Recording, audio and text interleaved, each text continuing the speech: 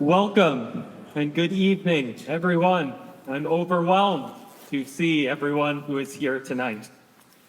My name is Ben Mast. I am a pastor from Rainy River, Ontario. It is my privilege, my honor, to welcome you to this event entitled Bearing Witness, Holocaust Education and Survivor Testimony with Nate Leipciger. I encourage you to turn off your phone sound as you are able to. Please silence all phones at this time. And before we begin this evening, I want to take a moment to thank all of those who helped to make this evening possible. Daniela Lurian with the Friends of Simon Wiesenthal Center and Katrina Kyra with the Fort Frances Museum and Cultural Center for their financial support and work behind the scenes. For the dozens of local donors who have given generously towards making tonight a reality. For my father, Mark Mast, for traveling with me to Poland earlier this year, where I had the opportunity to meet Nate and Arla. For the organization Passages, for providing refreshments for us all, maybe not quite us all, but how many are here afterwards. For our videographer, Maverick Judson, our photographer, Jody Clausen, my wife, Ireland, and son Henry, for putting up with a lot of prep work in recent months. Above all, to Simon Bussey, Nate Leipciger, and Arla Litwin, Nate's daughter, who have traveled all the way from Toronto to be with us tonight.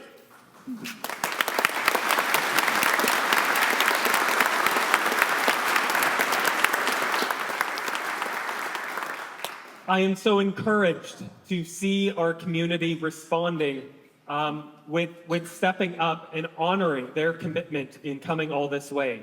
Thank you for being here. Finally, I want to take a moment to recognize a couple of special guests, including Fort Frances Deputy Mayor Michael Bain, as well as representatives from both the Fort Frances Times, as well as Dougal Media from Thunder Bay. Thank you very much for being here.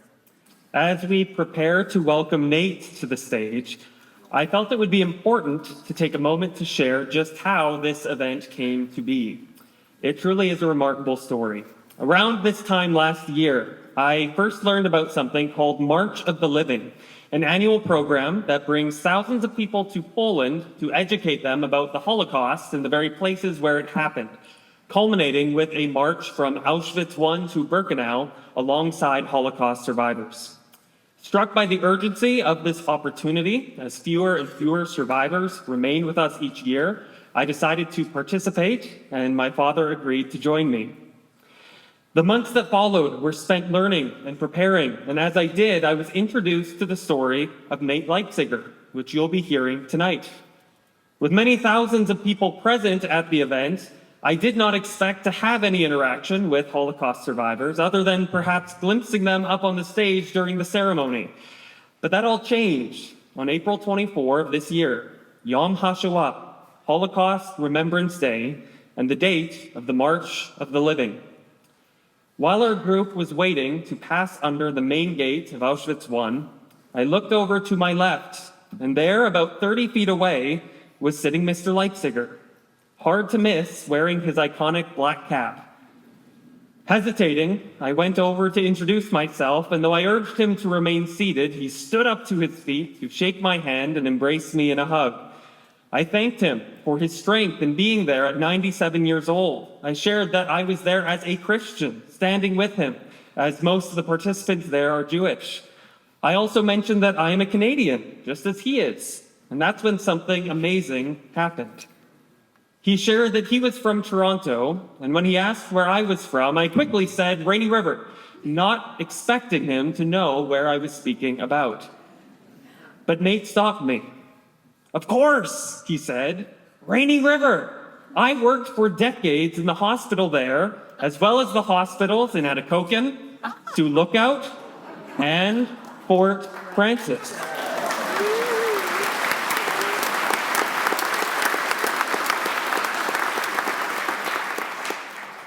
It struck me immediately. That last one is the hospital where I was born, and the hospital where just a few months before my firstborn son Henry had been born as well.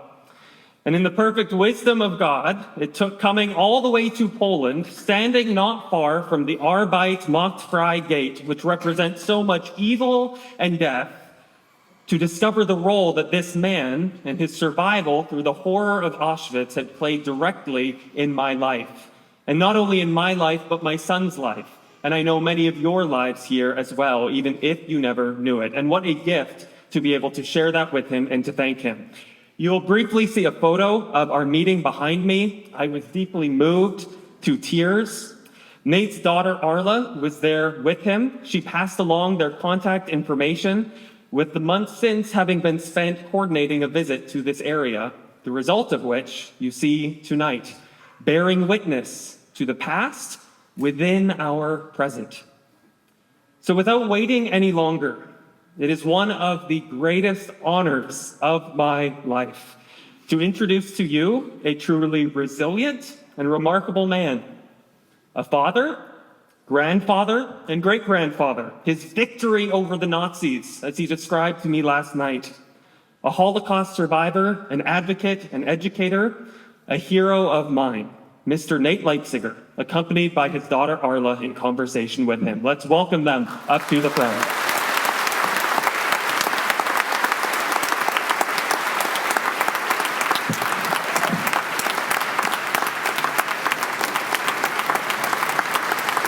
Can turn up the lights for a moment.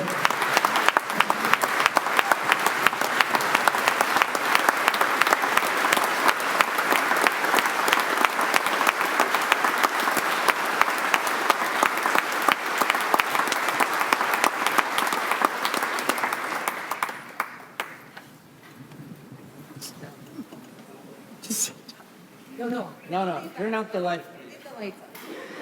He likes his I name. don't like to talk to people, to the darkness. I like to talk to people. You are the people I want to talk to. I came here to see you, to speak to you, and I like to start with thanking Ben and his family for arranging it. Somebody came and donated flowers to us.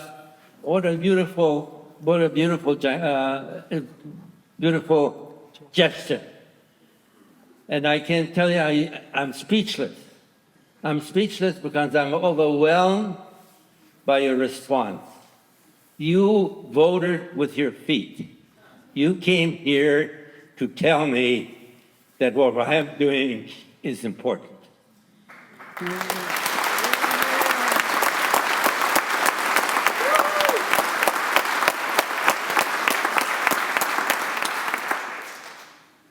I was introduced to your communities, many communities, from Imo to Rainy River and further on, not knowing who I was going to meet.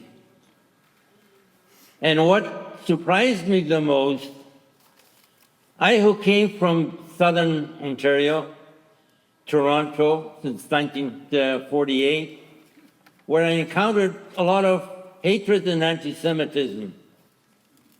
And I came to the Northwest, and I was encountering acceptance and recognition and being treated like a human being, like everybody else.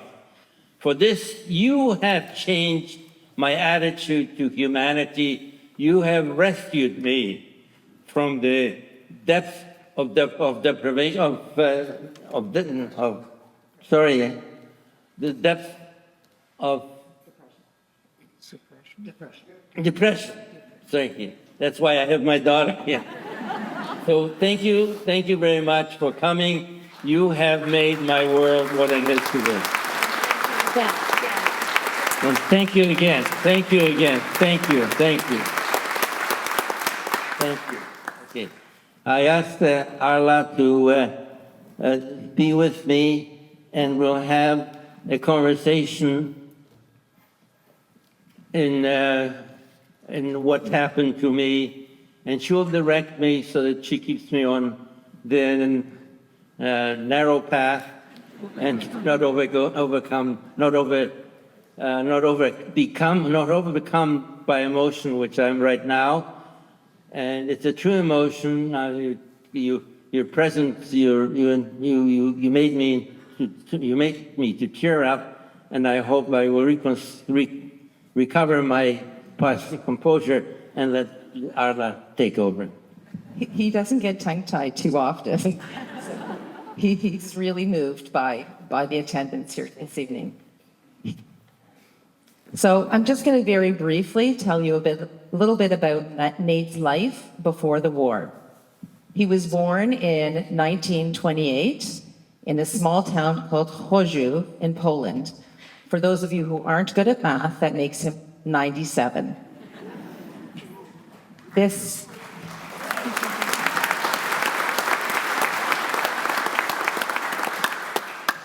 town was mostly a mining town. They lived in a lower middle class neighborhood. He had mostly non-Jewish friends, and he went to what we would refer to as a public school of mixed students. He lived with his sister, who was 2 years older than him, and his parents, and they lived a good life. They were happy. They had his grandparents on both sides, and they had a very full life. In 1939, the Nazis invaded Poland, and things changed very dramatically. Can you talk about what happened when that event happened? The Nazi march in 1939. I was 11 years old.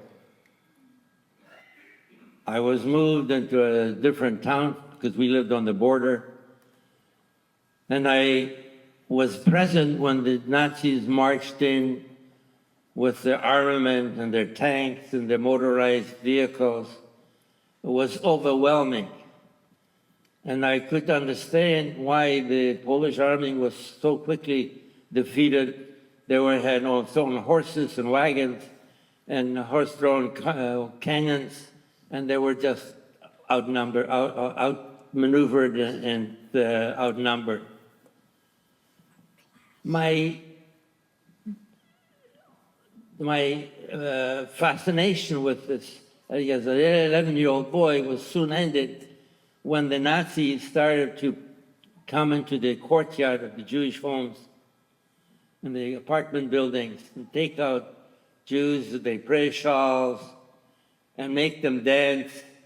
And they make them dance with their women. They brought in an orchestra and they filming propaganda films to show that they have come to a country which is overrun by Jews of strange customs and that we are less than human beings. This was their propaganda to try to convince the rest of the population in Germany that what they were doing was right.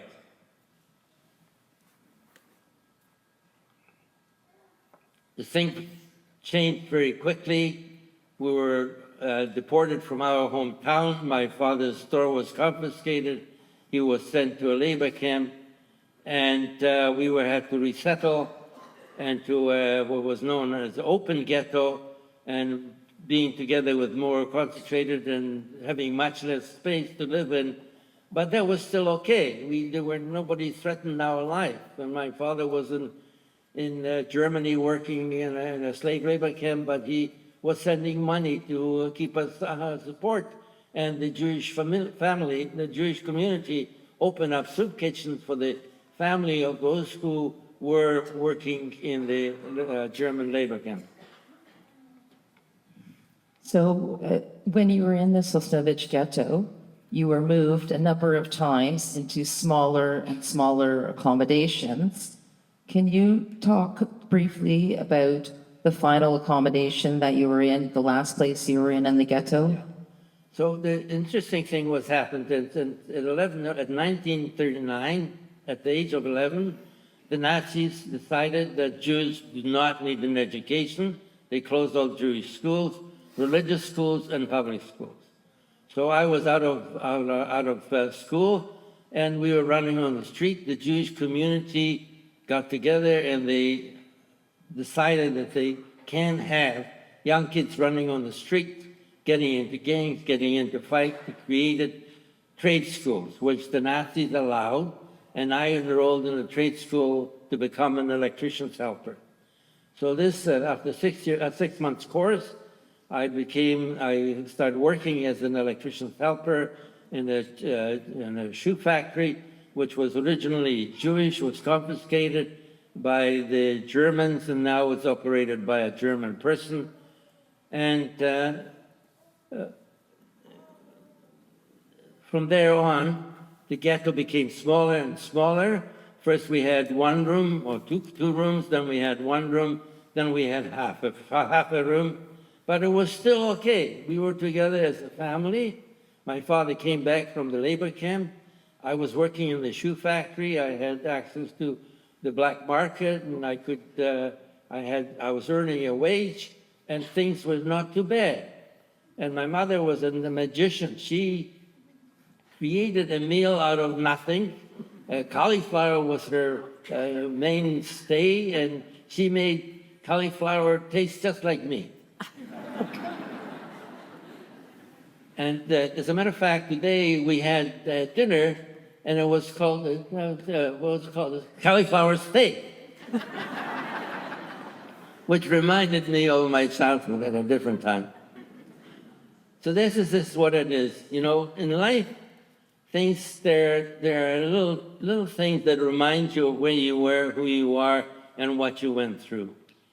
And this is why I have my daughter here to direct me to the next question.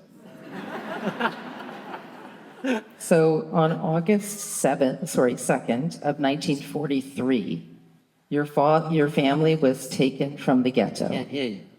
On August 2nd of 1943, your family was taken from the ghetto. Yes. Can you talk about that day? Yes.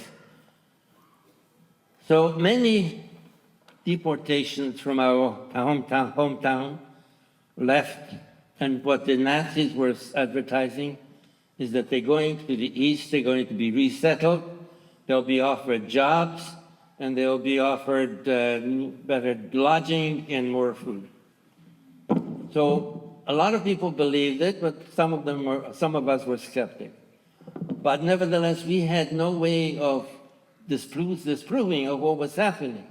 The Nazis were so clever that they even caused postcards to be sent by people who were deported saying, we're here, we arrived, we're well, we work, we have good accommodations, we're waiting your arrival. Some people actually volunteered to be deported. We built hiding places because they would go enter the ghetto, they would grab people off the street and they would deport them. So people who we soon found out that the way to avoid that is to build up hiding places. If you see some of the movies on Schindler's List, you'll know that there are people who were hiding in different places, and they were not very secure, but they used to be found out. So anyways, after we hid, they found us, they walked us to the next town, where we walked between rows of people, civilians, Polish people on both sides, and many people were crying, seeing us go. We did not think that anything bad was going to happen to us. Maybe those neighbors who saw us depart, maybe they knew because they were crying to see us go. Of course, there were some also people who jeered us and they said, away with you, it's time they got rid of you. And when we didn't listen to that, we were more concentrating on the goodwill of the people who were with us. And we arrived at a place, what you saw, a very interesting picture. You saw a railroad tracks. You saw a row of men, and you saw a row of women. Very orderly. Nothing to be worried about. Everything is calm. I mean, there was a lot of bedlam. Before we ended up in 2 columns like that, there was a lot of bedlam because the children were being lost from the parents, and the parents were looking for the parents, and they separated the men from the women and the young children didn't know whether they should be with the mother or the father. And I was standing with my mother when my father came over to me, and he grabbed me by my sleeve, and he said, "You come with me." And we stood in the first row of five, which you saw, the two columns on that very, very good picture. And you saw that the assessment were standing, the assessment meaning the members of the SS, standing there talking. Everything is orderly. Suddenly, somebody came up, one of the assessment, and he started doing this. And he sent my father this way, and he sent me this way, without making eye contact. I stood in the next row. I was now lined up in a row of people, again, very orderly, very quiet, no panic. And I stood in the first row thinking, where are we? And I was in the middle of nowhere. It was just before they built the tracks right into the camp that was built for the Hungarian people. We were in the middle of a field, just the railroad siding, and couldn't tell where we were. So I was trying to orient myself as to what's happening here. So I saw that my mother and my sister were among the young people, and my father was with the young people. So I surmised that this is the place of deportation, that my father and my mother and my sister would go into Germany to work in the world labor camp, the same way as my father went before. There was no panic. And I was going to be staying here, wherever this resettlement was. By this time, I was 15 years old, 43, August the 2nd, 43. I was not worried. I've worked as an electrician for the last 3 years in a shoe factory. I knew how to wire a house, and I knew how to build a set of shoes. I was self-sufficient. I did not worry that anything's going to happen to me. Suddenly, I hear my father call my name. At first, I didn't register. Finally, he started shouting, and I jumped up, and here he was with a nasty officer, and he was saying, "This is my son. He's 17 years old. He's an electrician. He's worked in a shoe factory. I'd like him to be with me." The Nazi officer interviewed me. I spoke perfect German, living in Silesia, which was primarily German Volksdeutsche folk people, German descent. So we spoke German on the street. I spoke Polish in school. I told him what I was doing, and after maybe 10 seconds, he said, "Okay," to my father, "take him, but make it fast." My father grabbed me, and he put me into the middle of two men on either side. In a few minutes, we marched out. We marched off, past barracks, barbed wires, towers. I was mesmerized. My mind was disconnected, not wanting to think where we are and what's going to happen. We were taken into a barrack, we were disrobed, we were deloused, our hair was shaved, and we put a number. My number was 133,628, and my father, who caught up with me, he was stood right behind me, and his number was 29. And after that, we were given a lecture. Up to this point, everything was calm. When the capo, the prisoner in charge of the prisoners, stood up and he said, "Okay, guys, this is not a summer camp. This is a concentration camp. You do as you're told, and your life expectancy is 4 months. If you misbehave, or if you don't follow orders, you're going to be shipped to be processed, where your mothers and fathers and brothers and sisters are being processed now by being gassed to death."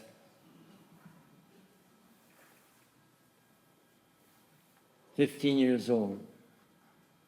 How can a mind absorb this information? Never happened in history. I've never ever heard of it before. People were being murdered by gassing for no reason other that they were born Jewish. See, they didn't kill us for economic reasons. They didn't kill us for our territory. We did not have a territory. We gave the Nazis everything that we had, including our candlesticks. We gave them our pots and pans, and we gave them our fur coats and our winter clothes to be used by their armed forces. They have everything. The only thing that has left is they left us with our life, and even that they didn't want us to have. The next few weeks was the most difficult period in my life. We were introduced into the camp, into a transition camp. And those who ever ventured into Auschwitz-Birkenau, the barracks that are standing now that have been reconstructed were one of the barracks I was sleeping. And overnight, we became from freedom, from being free to go and visit my friends, from having my mother prepare a meal, to being a prisoner, to having no rights. A cop or a soldier could come over and kill me on the spot, and there was no repercussions. We didn't work.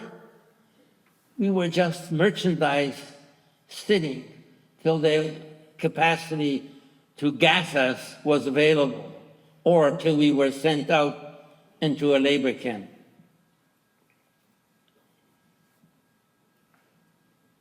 When I was standing at the railroad yard, I had my clothes on. When I was deprived of my clothes and issued new clothes, which were men's clothes, the pants came up to my chest. The sleeves were, 1 foot too long. And I rolled them up, but I still looked like a scarecrow. Every week, a commission, meaning a Nazi officer, came with 2 or 3 other soldiers, and they were doing a selection. They were looking for people who got sick, people whose faces would swell, people whose feet or hands would swell, which was a very prominent part of the indoctrination, because we had no water, and there was not enough food, and people who didn't have medication with them, they immediately swell up. And so they could really readily determine who is sick and who's not. But me, I had another problem. I looked like a little kid that I was. I was 15 years old, but I looked like 12. And in this outfit that I knew, I was definitely a candidate to be taken to the gas chamber. And I knew that there was unlikely that my father would find another officer that he could talk out of sending me to the gas chamber.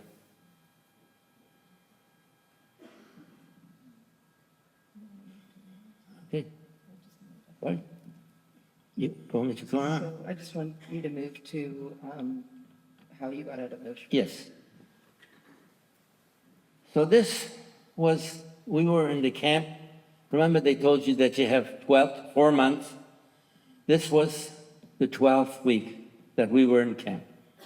During each selection, I would hide inside the camp so that they couldn't find me. And I came out of hiding after they counted all the people and took out all the people that they wanted, and they did a new roll call, and I showed up. My mother and my sister, my father knew, and I told them that I saw my mother and my sister being with the young people, which meant that they also were interned into the camp of Auschwitz-Birkenau. And my father knew that my mother thought that I went to the gas chamber because she saw me being taken to the other column. And he wanted to let her know that I am still alive and that I'm with him. He felt, you see, the only thing that we had in that circumstances was hope. As long as you didn't lose hope, Viktor Frankl wrote about that. As long as you maintained your hope that somebody is going to survive, that you have something to live for, that was a life-giving thought, life-giving methodology to survival. So he decided that he's going to volunteer to go to work, because he was told that when they go to work, they meet up with women from the women's camp, and he wanted to then relay the message that I'm still alive. So he went, and I stayed in the camp. He went to work. He didn't come back. It was 7 o'clock, it was 8 o'clock, it was 9 o'clock. It was still the summer, but the darkness came. The crematoria chimneys were spewing out flames and ashes. And I was crying there, standing, my tears running down my cheek, thinking that my father's soul was floating up to the sky with the ashes. When suddenly the gates opened and he walked in with a parcel under his bag, under his arm. And I said, "Where were you? What happened?" He says, "Well, after our work, we were taken to Canada, which was part of the camp, which was the reception camp, where people came with everything, which they took of our rings and watches and everything. And the people in this camp worked as prisoners, and they had much more than anything else, everybody else in the camp. And they themselves called the camp Overflowing with Milk and Honey, Canada." So he said he went to Canada, and he met there, after he had a shower, he met there a couple, that means a person that's in charge of the tailor shop. And he suddenly said, "Jack, what are you doing here?" He says, "What do you mean, what are you doing there? You can see what I'm doing here." He says, "Well, don't worry, I can save you. I'm going to bring you into Canada, you'll work as a tailor, and you'll be saved." And my father says, "But I have a son. He's 15 years old. And, if I leave him by myself, he's going to be lost." And he says, "Forget your son. It's not a question of if, it's a question of when. He may survive another month, another 2 months, but his loss, his fate is set. He's not going to survive. Save yourself." And my father says, "No, I'm not going to let him be by himself. As long as I'm with him, we have a chance." But he said, "I need some clothing for my son." So he went into the warehouse and he picked up a set of breeches, riding boots, and a jacket that knew my size. My father was a tailor. So he brought these in this parcel under his arm to me, and I put these clothes on, and I was a human being again. And this was week 12. We only had 4 more weeks to go. And then the week 13, a commission came. We're looking for healthy man, big man, that could work in a factory in Germany. And my father said, "We got to line up for that." So we did. And of course, they took my father, and the selection was done in naked and the nude. And of course, they saw that I was just a kid, and they rejected me. My father got dressed, and he wanted to talk to the officer that was in charge of the selection. The doctor was sitting on the chair in front of the barrack, and he was sort of walking back and forth, supervising the selection. And my father said to the couple who was holding him back, he said, I want to go and talk to the officer. He says, you must be crazy. What do you mean you're going to talk to him? That's God. You can't talk to him. He says, I insist. And he started to shove my father was a big guy. He was shoving the couple to the side. And it attracted the attention of the Nazi officer. And he says, what's happening? What's going on there? He says, this idiot wants to come and talk to you. And to our surprise, the officer says, let him come. Those people who saw Schindler's List, remember the scene in the concentration camp where the engineer came up and decided to talk to the officer, and the officer just took the gun and shot her. This is what we anticipated. That was the type of thing that by this time we already learned to expect. And the man got mad at my father. He started shouting at him. He says, what do you want? He says, my father said, I have a son, he's 17. He's an electrician. He worked in a factory, shoe factory for 3 years. He says, I'd like him to come with me. And he got mad. He says, you know, it's war. I'm here. My wife is in Berlin and my son is on the East Front.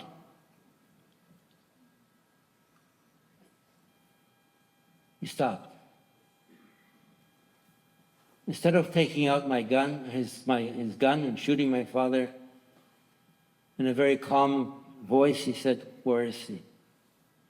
And my father motioned me. By the time I got dressed, remember now I had my new uniform, my jacket that fitted me, riding boots and breeches, and I ran up to him, and I clicked my heels together and stretched myself as tall as I could, and I addressed him in his rank and the German, and he interrogated me for a few seconds, and he said, okay, stand here, wait. So I waited there while the selection was going on, and it must have been maybe half an hour. To me, it was a lifetime. This man was going to decide whether I'm going to live or whether I'm going to die. And I berated myself that we went ahead and we lined up for the column to go to Germany to work, because this meant a separation. I knew that if I was going to be by myself in Auschwitz-Birkenau, I'm going to survive, and the 4 months were pushing on me. Finally, well, half an hour later, he said, give your number to the doctor. And the doctor took my number. I was 601 of a 600-man transport, which means, that if they take more than, if somebody gets sick, I will be the first one to go. For the next 2 weeks during quarantine, nobody got sick. They marched us, they worked us, we exercised us, we became like a military unit, and we obeyed orders meticulously. And everybody in this group knew that what's happening is that this is life. And they did not falter. After 2 weeks of quarantine, they dressed the 600, and the 50 of us that they took in addition to the 600 were sitting beside. My father thought, he got another idea. He says, went to the capo and says, change the number on the roster from a 39 to a 38. Remember, his number was 39, ended in 39, was 38. He said, it's easy to make an 8 out of a 9. And the couple got mad at him, and he started shouting, and said, get away, I'm not going to do that, I'm not going to risk my life for you. And just then, a Nazi officer marched in, and he said, everybody dressed, everybody's leaving. And that's how I left Auschwitz to Auschwitz-Birkenau in October 1943. So once you left, Auschwitz-Birkenau. You were taken to a number of work camps. You were moved between the work camps, sometimes in cattle cars, sometimes on a death march, as Simon had described to you. And then on May the 2nd, 1945, you were at the Waldlager Forest concentration camp, which is a subcamp of Dachau, and the Americans liberated the camp. What happened on that day? How did you feel on that day? Thank you. So once we got out of Auschwitz, we're in concentration camp. But the concentration camp was not specifically designed for Jews. The majority of the camp that I found myself actually was Polish prisoners of war. Prisoners, not prisoners of war, but prisoners. People who have been accused of some sabotage or some irregularities or stepping over the long line. And they were part of it. That was the population. We found ourselves 650 men in a population of 3,000 non-Jews. The survival rate in those camps was possible. We're not any longer in a death camp. And so, but it was not a picnic. There was hard work, 12-hour work, marching and working back walking back and forth from the factory. And then, of course, came 1945, January, and the Nazis decided that they had skilled labor that they wanted to preserve, so they started to drag us from one concentration camp to the other on what was known as a death march. Why was it a death march? Because if we started with 6,000 people in one camp, by the time we get to the second camp, we lost up to half the population by not being able to keep up on the marches, falling and being shot by the SS.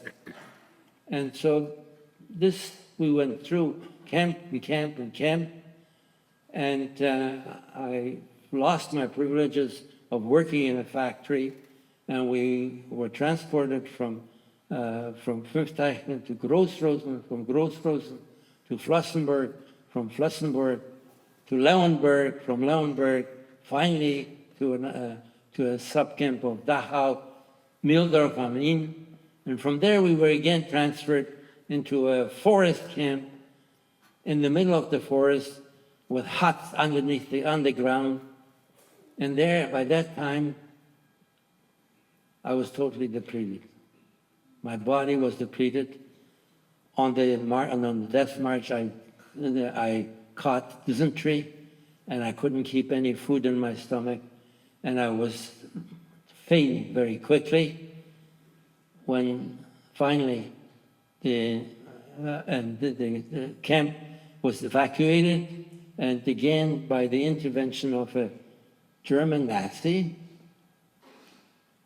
who was permitted to stay in the camp, and we were liberated by the third American Army. I'm going to interject something. So at this point, I'm telling them, okay, at this point, people asked me, wasn't it show you that the Germans, that they were human beings? They saved your life. And they knew what they were doing. I said, that's the tragedy. If they were monsters, you could excuse them. But they were human beings. They went to their home, they made love to their wives, they were nice to their children, they were even nice to the dog. But they hated the Jews to such an extent that the only thing they could do is to destroy us. Of course, they could be moved by the appeal of a father for his son. They understood that sympathy, and they acted on it.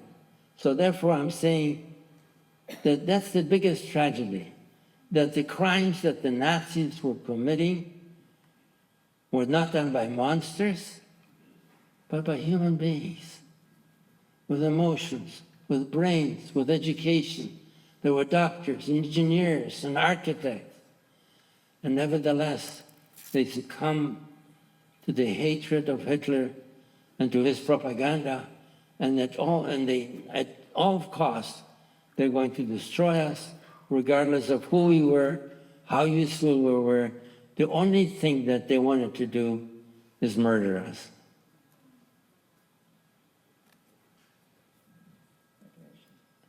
And that, my dear friend, was the moment of liberation.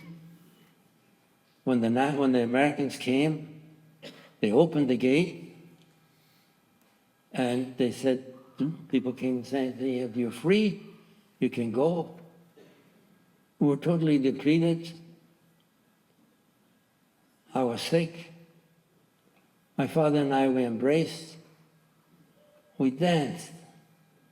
We danced, and we cried at the same time, and we laughed at the same time, because we were happy that we survived. But our happiness ended very quickly, because suddenly we realized that we may be the only ones that survived. None of our families may have survived. I didn't know what my mother and my sister survived. I didn't know whether they were gassed. And I was hoping that they were alive. But if you imagine what was happening inside the gas chamber, when people realized in the last moment that they're being gassed to death, how they clung to each other, how they tried to catch another breath, and they had to succumb to the cyclone B, or prussic acid, or cyanide gas. And that's the imagery that I had when I was liberated, how this terribly was. So we're a bit short on time, so I'm going to move the story ahead quite a bit. After you were liberated, you lived in Germany for 3 years, waiting to be accepted to Canada. You eventually were accepted to Canada, as you had an uncle here, your father's oldest brother, who was able to sponsor you, and you were able to go to high school and eventually university, become an engineer, build hospitals in this area. I think you want to talk about this question here, right? This question? You can't Yes. see. Okay, I'll bring you into it. Okay. So my father has spoken many times over the years and shared the stage with the late Theodore Fontaine, who's a residential school survivor. Why do you think your story particularly resonated with the Indigenous people, and why did you share the stage with Theodore Fontaine, or Theo as we knew him? As an engineer working in Canada, we worked on the Mid-Canada line for a consulting engineering firm, and I had an opportunity to travel from one end of the country, from Val-d'Or, all the way to Dawson Creek in British Columbia. And I came in with a lot of Indigenous people, and I saw how they lived. And I was really taken by the fact that we live in such a rich country, and how poorly they lived, and how they did not have drinking waters, and how they were relocated from one house to the other. I sort of visualized it as being an equivalent to what happened to me. They took one group of people and they took them and put them into a village that they constructed. They built in houses with plaster walls, electricity, and plumbing. But they didn't teach the people how to maintain them. They didn't teach the people carpentry. They didn't teach them electricity or plumbing. So the houses immediately deteriorated, and they became in disrepair. And those people were really in difficulties. My heart went out to them. When I had an opportunity, and I met Theo Fontaine, who wrote a book called The Broken Circle. And he and I met and we discussed, sort of compared notes as to what our experience was. And I realized that we have a lot of commonality between his life and my loss. Can you imagine your child is being taken from you and being taught to hate you and taught that your parents are monsters, that they're pagans, they don't know anything about God, they don't know how to live in a civilized world, and the children, Theo himself, was mad at the world because they made him hate his mother or his parents. And so we became very good friends, and we traveled throughout Canada from Winnipeg all the way to Newfoundland, and we talked to schools to express the problems that Canada was facing, and that there is solutions, that we live in a civilized world where civilized answers can be found to provide, this was after the reconciliation, Truth and reconciliation. Truth and Reconciliation. So there was a vehicle to promote and so an understanding among the population generally as to that there's this different deficiency in our community, in our society that we have to fix. In the interest of time, we're going to move on. So I have 46 questions. I've asked 6, which is typically how this goes. And I've tried to choose the questions that I thought would be most interesting to this audience. My dad's book is available, of course. It's called The Weight of Freedom. It's published by the Azrieli Foundation, which is a nonprofit organization that, among other things, publishes Holocaust survivor testimony. And you can get it on Amazon if you want to hear the rest of the story. And all of the proceeds go towards furthering all of their charitable causes. I do want to ask one last question before, and afterwards we'll have about 15 minutes to have some questions from the audience. We have seen a marked rise in anti-Semitism recently, and particularly since October the 7th, 2023. Does this feel like 1938 all over again? What's the same and what's different?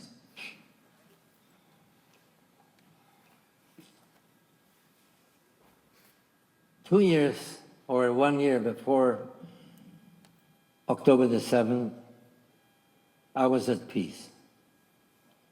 I lived in a country that was free. The level of anti-Semitism was very low, much lower than it was in 1945 when I came to Canada. There was an understanding, maybe the anti-Semitism was there, but it was understood that it was not acceptable to bring it to surface. When October the 7th happened, I lost my balance. I lost my equilibrium. I said, my God, what is happening? I thought that barbarism died with the Nazis. And here is barbarism at its worst. Women and children are being killed. Women are being raped. Children are being humiliated. And people were being beheaded. Even corpses were being beheaded. What kind of world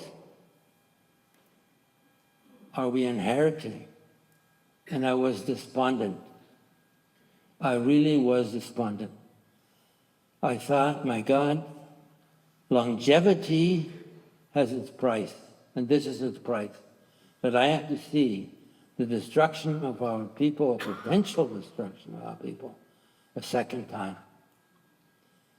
But my despondence disappeared when I saw that the Israeli army could respond to the barbarism, to the attack from Iran, from Hezbollah, from Hamas, and they started a war.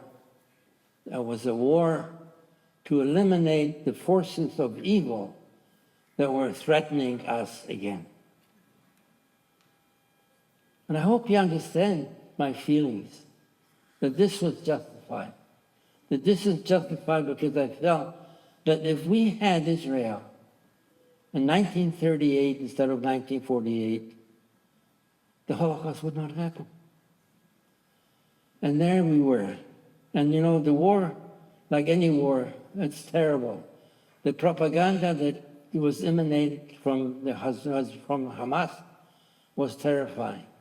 Falsehood, misrepresentation, accusing Israel of genocide, and many other things. Now, I'm not going to go into it because you can find the truth out on the internet. All you have to do is take the time and see and listen to somebody other than the people who are intent on propagating or continuing the hatred against the Jews. The reason why I'm here is because we have to stop the hatred of ourselves. We have to stop. You know, we are in a community here, and we have new immigrants, maybe not as many here as we have in the South, but we have to accept them. We have to accept them, and we have to not tolerate them, because tolerate is a wrong adjective, because we have to, you see, tolerate means I'm going to tolerate you till you become like me. And that's wrong. Every one of us has the right to live the style and life, believe, and wear whatever clothes they want according to their own dictates. And we can all live together. And you know, I witnessed it myself. I came as an immigrant. Eventually I was accepted. I formed a company. We had 24 different nationalities working in our company. And we had different people from different, we had Vietnamese and we had South Americans and we had all different, even from people from Muslim people from Syria. And my point was that what we need is mutual acceptance. And that's the message that I'm going to give to your kids when I go and I speak to your schools tomorrow. The meaning of acceptance. Meaning that the people who come, we have to accept them the way they are. And they have to accept us the way we are. We have fought 2 wars to gain our freedom, our civilized, our liberal democracy. We have won our right to live the way we want in a civil, mutual community that is not full of hatred but full of love. And we have to teach our new immigrants that they're coming here because this is what they appreciate, because this is the whole world wants what we want. If we open up our borders, we'll be inundated immediately because we have something that is irreplaceable. So we have to be strong and protect the integrity of our society, the integrity of our beliefs, and the integrity of our communities. This is the message that I'm going to give to your children. Not to hate, but to accept the people who come with only one proviso. Safeguard our way of life. Don't try to destroy it, because where you come from, obviously, it was not as good as where it is here. So appreciate it. Cherish it. Carry it forward.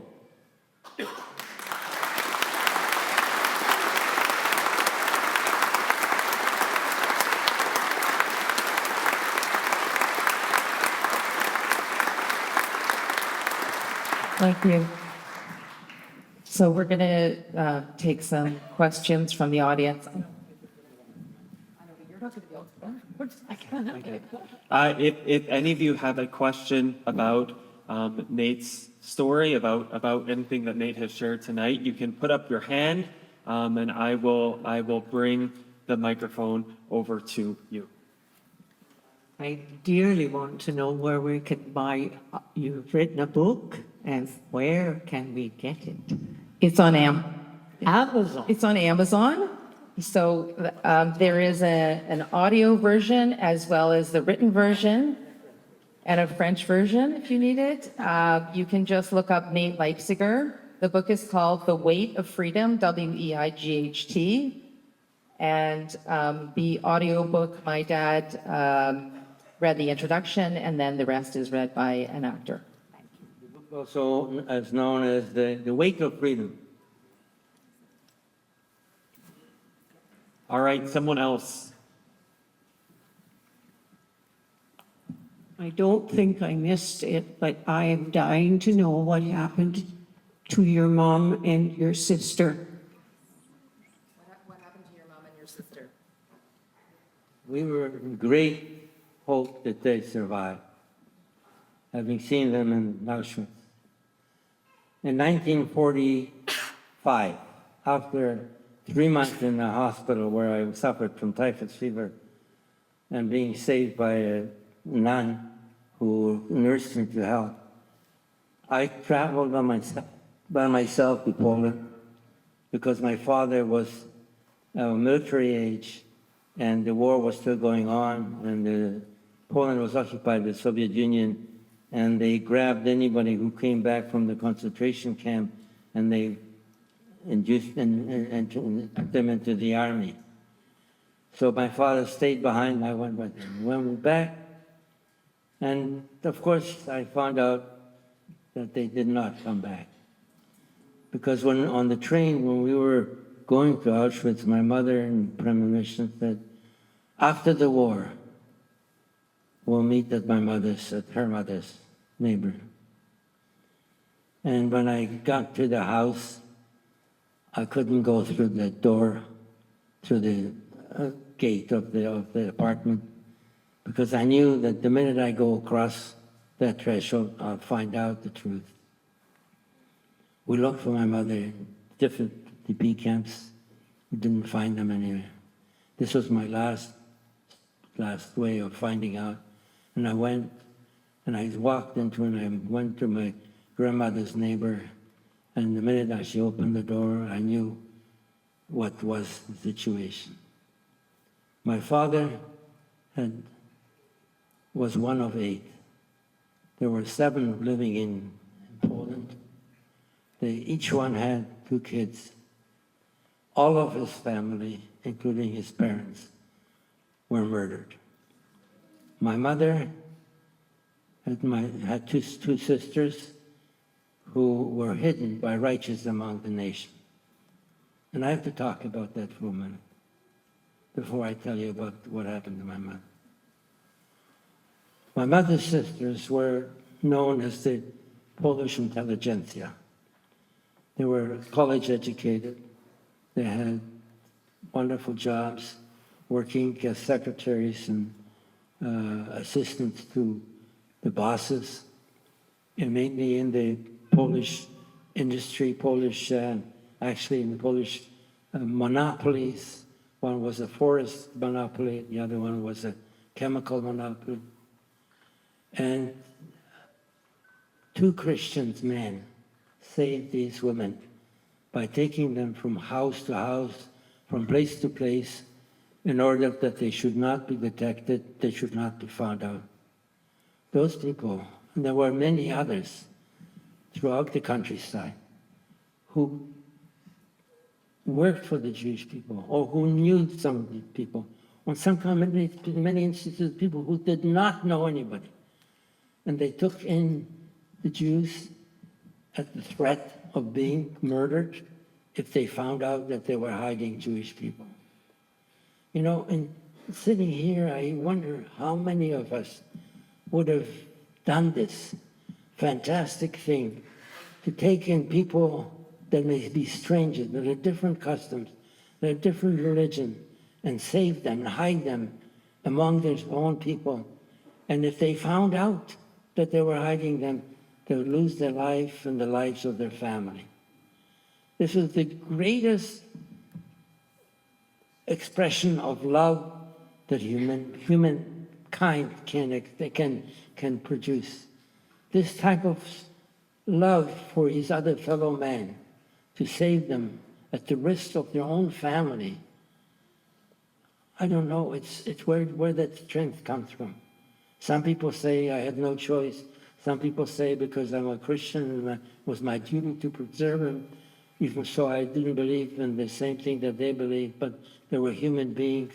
They were all different millions, but there are thousands of Polish people and Dutch and German and others saved their neighbors, and they survived.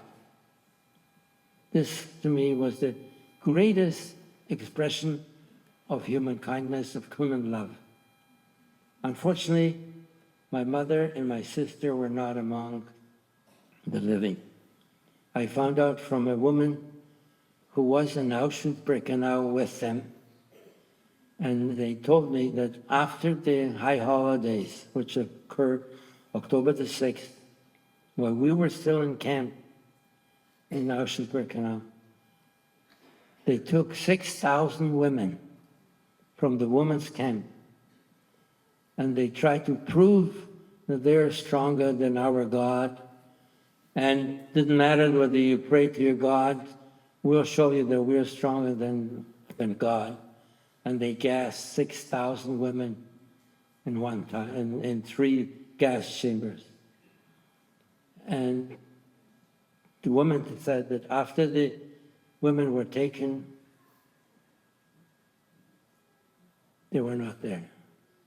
And so they assumed that they must have been taken. I was still in the camp when this was happening.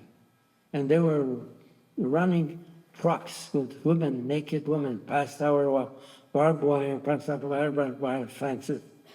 We were confined into the barracks, and the women were crying and screaming, and they were being taken naked to the gas chamber. They knew there was no more, once you were in Auschwitz, there was no more concealment of what was happening to those who were taken to be processed. It meant that they're going to be gassed to death. And I saw them, and I wish that I never saw that. But this is the image that I remember in my mind, and, you know, my mother and my sister must have been among them. And that's how I found out that they were not alive anymore. I'm so sorry. Sorry that you had to go through that after everything else you've already gone through. We have time for just one more question.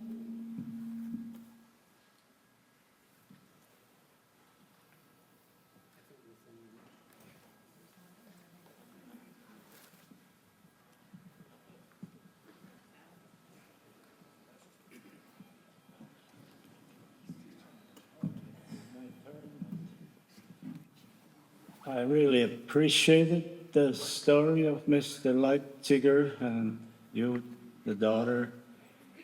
And it's maybe a little bit out of, I mean, it's not only appreciated, we are all moved to hear it, but a little bit I also was curious, since you were helping to build hospitals here in our area.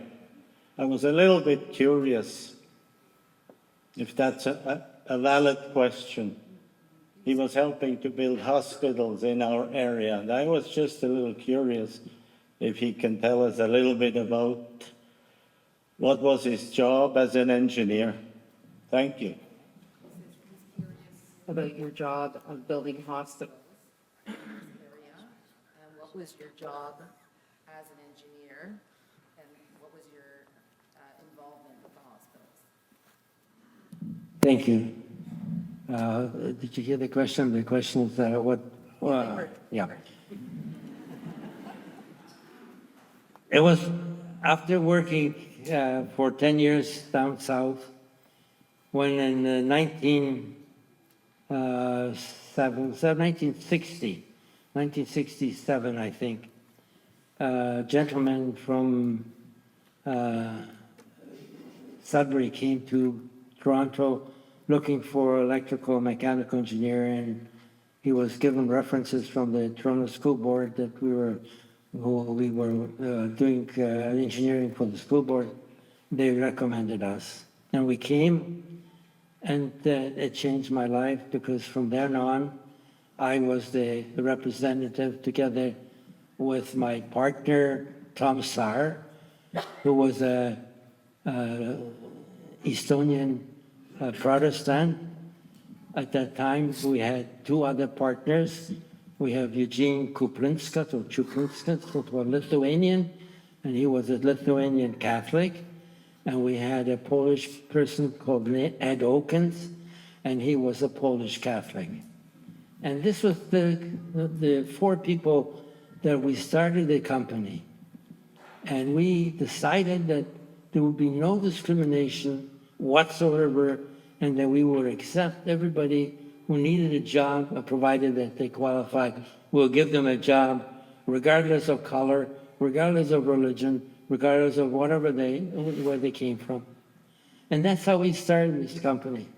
And when I came to Sudbury, and then eventually to Fort Francis, I found that there was a different breed of people than what I encountered down south. People here understood. There were Ukrainians, there were Finns, there were French people, and we all could work together. And this made my job as an electrical engineer a pleasure, rather than dealing with humanity and hatred and prejudice. I was doing a job for which I was trained to be an electrical engineer, and hospitals became my specialty.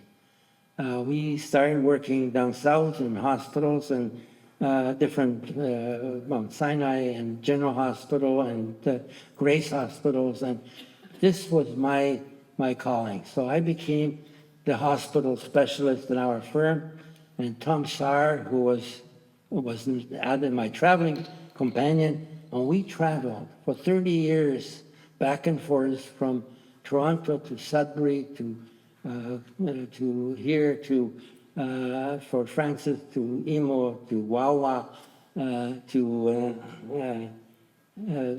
Lookout, and working on for the ministry. Actually, our client was the Ministry of Health, who were providing money for the renovation of the hospital addition. The Laboratory Hospital was added a number of operating rooms, and I think my word, excuse me, dialysis for yeah. So, anyways, we came here and we worked and we found wonderful people, and that's it. That's what happened. We're very sorry that Dave Beasley is not here. He was the engineer at the Laboratory Hospital. We worked with him for a number of years. He's in Europe, but he wrote to me that he was glad that I'm coming and talking to you people. So I'm very, very happy.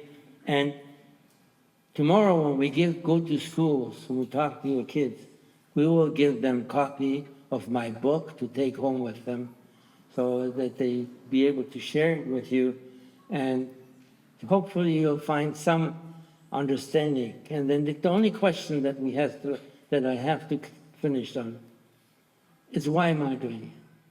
Why am I putting myself out? Why am I traveling for hours and being inconvenienced, where I could just sit home and read books and watch television? See, I owe it to 6 million people whose voice was extinguished. It is my burden. It is my burden to carry, and I have to carry it, because if they're forgotten, it is as if we kill them again second time, because they were innocent human beings who loved their kids and loved their husbands and wives and were productive members of our community, and they were extinguished. And I feel that unless the world knows about this, unless the world knows what happened, it is likely to happen again. But this time, maybe it's not going to be the Jews. Maybe it's going to be another group. Or maybe it's going to be our culture. Maybe Iran will prevail and try to destroy the big devil, as they say, they call America, and destroy our culture. So anyways, this is what I feel. My wife, my daughter is asking me to cut it short, which I appreciate, and I appreciate you have been sitting here for a long time, and I thank you again for being here, for giving me a platform to tell you what we told you, and God bless you for being here and listening to us, and bravo.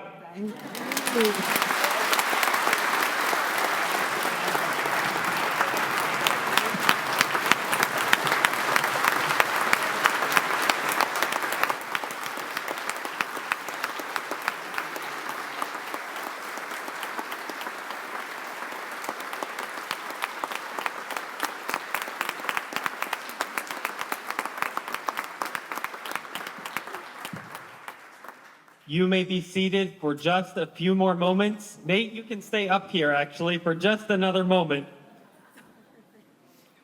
Thank you so much for being here. Just before you go, a couple of announcements and then a conclusion. One is that if you would like to have a conversation with Nate, if you brought his book perhaps and would like him to sign it, he would be more than happy to do so. Just come on up to the front to speak with him afterwards. As well, we are so grateful to the organization Passages for providing some refreshments for us to enjoy. Good thing we had 15 boxes of big Timbits, because we're going to need them. You're welcome to help yourselves to those.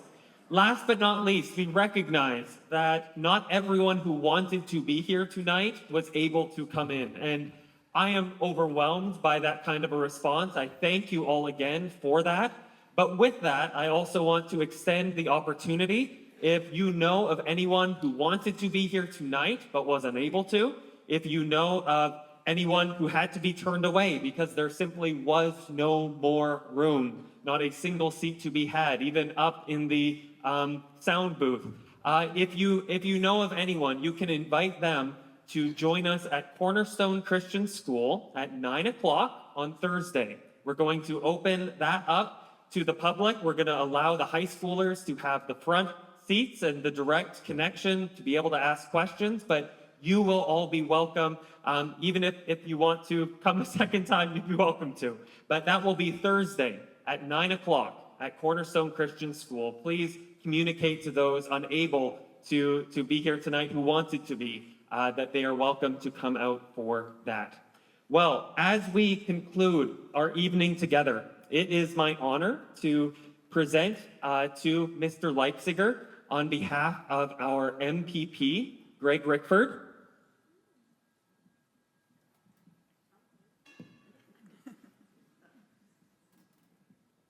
A certificate of recognition, I'll read this for us.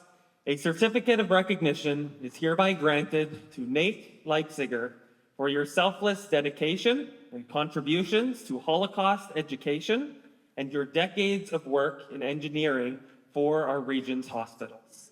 Signed, MPP Greg Rickford, on this, the 21st day of October 2025, and I'll present that to you. Let's give Nate a big round of applause.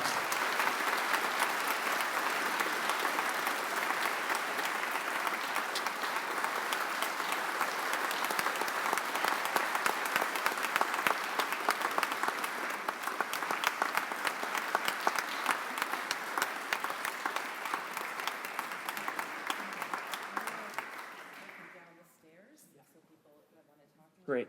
So again, if you'd like to connect or have him sign, you can come right to this area. Let's just give Nate and Arla and Simon one final round of applause, thanking them for being with us tonight.